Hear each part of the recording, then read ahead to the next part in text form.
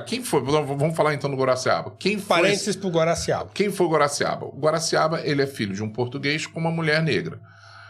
Não existe qualquer indício que a mãe dele tenha sido escravizada. Ele não era. Ele com certeza nunca foi. Tá? Ele começa fabricando botões de ouro. O pai dele trabalhava com ouro lá em São João del Rei, trabalhava com ouro. E o pai dele, cara antenado, bota ele para estudar. Então ele falava francês, tocava violino em velório. Né? Tocava violino. E aí, qual era o grande negócio? Transportar cargas entre Rio e Minas. Isso passa por onde? Passa exatamente por uma das estradas, passa por Valença. Um dos caminhos é por Valença, Vassouras, é o caminho ali que você vai ter. E ele passando, ele era tropeiro e trazia cargas, ele enxerga a oportunidade de se tornar um fazendeiro junto com o sogro, com o futuro sogro, porque o sogro tinha uma propriedade, não tinha ninguém para tocar, isso era muito comum. Ele enxerga a oportunidade, casa com a Brasília Eugênia, filha do... Esqueci o nome dele, o Fonseca lá, esqueci o nome dele. Eu sou péssimo para decorar nome, tá? Eu sou bom de nome e sou ruim de data. Eu nunca conseguiria ser historiador, porque historiador tem que ser bom de data, né? Não necessariamente. Hoje não mais. Não mais. Porque hoje você pode recorrer ao Google, tá? Então não precisa decorar mais, não.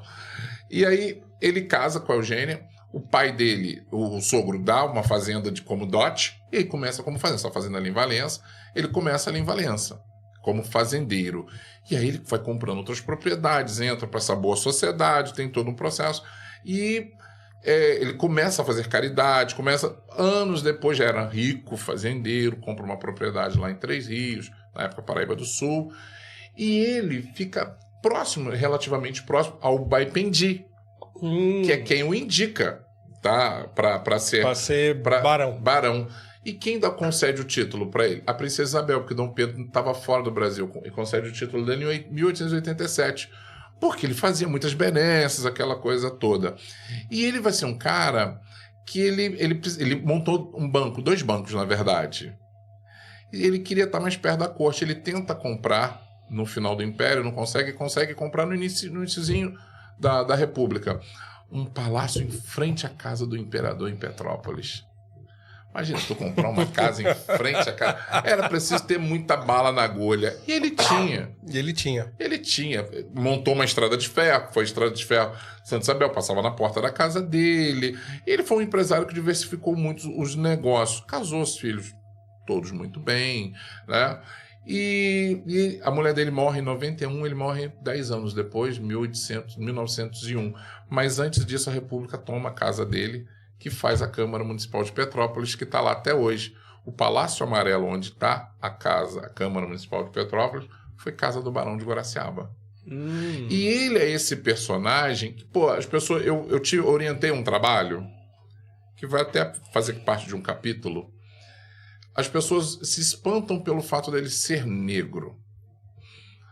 Mas, sendo muito sincero, eu não sei se em algum momento, pelo menos as ações deles não refletem isso, ele se importou exatamente com a questão da cor da pele. Ele. Porque, como eu te falei, ele foi um dos caras que ajudou a financiar o Clube da Lavoura. O nome dele está lá. Patrocinou. A gente não quer que a escravidão acabe agora. Era senhor de escravos, era tudo mais. Era um cara como outros, fazia caridade. Isso é inegável. Caridades no Rio de Janeiro, caridades em Petrópolis, caridade em Niterói, em Valença. Foi um cara que fez muita... Mas era... Então, esse personagem... A gente se espanta assim, porque era um negro. Eu costumo pensar que a questão da pele... Ele talvez não se visse ele próprio como negro. Eu não queria falar isso, mas eu acho que é muito isso. Assim, grosso modo é isso. Ou se ele se via, ele... a acusação que se faz ao Machado, que eu acho que é uma acusação injusta, mas mais ou menos a acusação que se fazia ao Machado. Inclusive o Emetério José dos Santos, ele vai escrever um artigo, um ensaio para detonar o Machado, e ele vai falar isso. Fala assim, você tem vergonha de ser negro, inclusive você casou com uma mulher branca, você tem vergonha. Falando de palmitagem lá no... Eu realmente... E eu tenho uma dúvida, tanto é que eu falo assim, esse orientando meu de pós-graduação, ele fez todo o texto falando sobre, contando essa história, falando todo sobre isso. E aí a última coisa eu falo assim, ele era negro. Porque a ideia toda ali do trabalho é o que o cara estava fazendo, as relações econômicas, relações políticas e tudo mais. E, muito honestamente, até o momento, pode ser que a gente encontre informações diferentes, mas até o momento a gente não tem muito, assim, será que a cor da pele impediu que ele fizesse alguma, né? Foi um fator, né? Tipo como o Rebouças. Rebouças apanhava o tempo todo, mas porque o Guaraciaba, ao que tudo indica, sempre foi rico. E eu acho que o Rebouças também apanhava pela proximidade que ele tinha com o Dom Pedro II. Acho que essa proximidade... a proximidade com a família imperial gerava muita inveja, muito ciúme. Ah, com certeza. Então muito. Tanto é que tem um baile que é muito emblemático, que o Conde de ele se defende disso. Nos diários, ele fala sobre isso. Estão espalhando uma história aí e tal.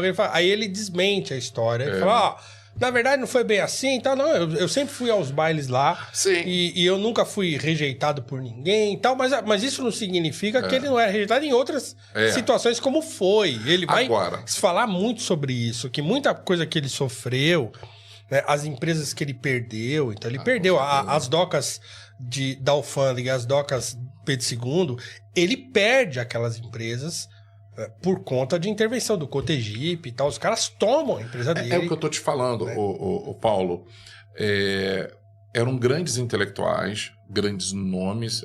Um dos caras que eu também sou fascinado pelo patrocínio. Sim, impressionante a capacidade que esse cara tinha. A forma como eles escreviam. De empreender, de ir pra cima. Então, é isso que você tá falando. Assim, o quanto a cor...